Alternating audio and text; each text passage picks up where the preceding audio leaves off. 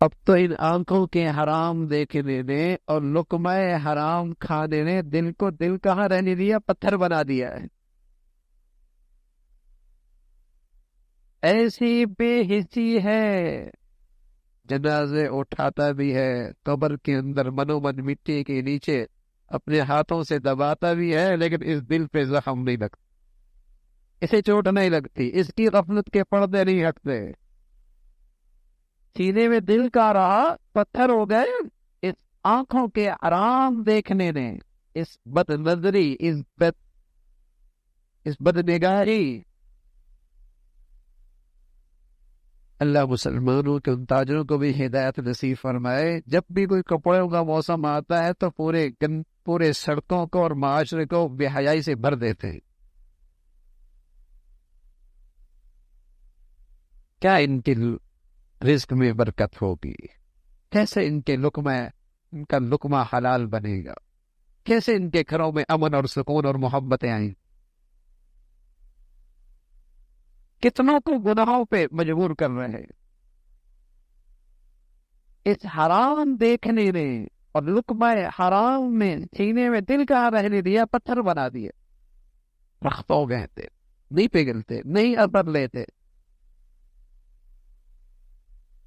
اور وہ محسنوں کا محسن، مالک بادشاہوں کا بادشاہ، وہ مالک حقیقی، جس سے اس کی ساری زندگی کی نعمتیں، ساری زندگی کی بقا جس سے وابستہ ہے، رسوا کرنے پہ آئے تو کون عزت دے سکتا ہے؟ نعمتوں کے نقشوں میں خوار کرنے پہ آئے تو کون بچا سکتا ہے؟ راحت و آرام کے سلسلوں کے اندر بے سکون پریشان کرنے پہ آئے کون سکون دے سکتا ہے؟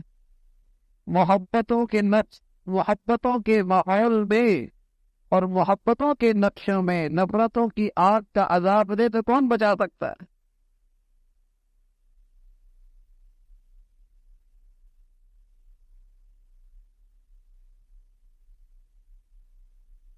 اس ذات کی نافرمانی، دل اس ذات کے خوف سے خالی ہو۔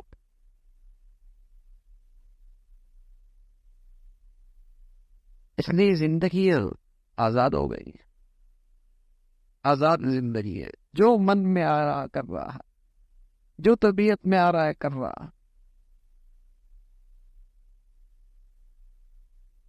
جیسے اللہ کا خوف بہت بڑی عبادت ہے میرے عزیزو، دلوں کا خوف سے خالی ہوں، اللہ کے خوف سے خالی ہونا بہت بڑا گناہ ہے، بہت بڑا گناہ۔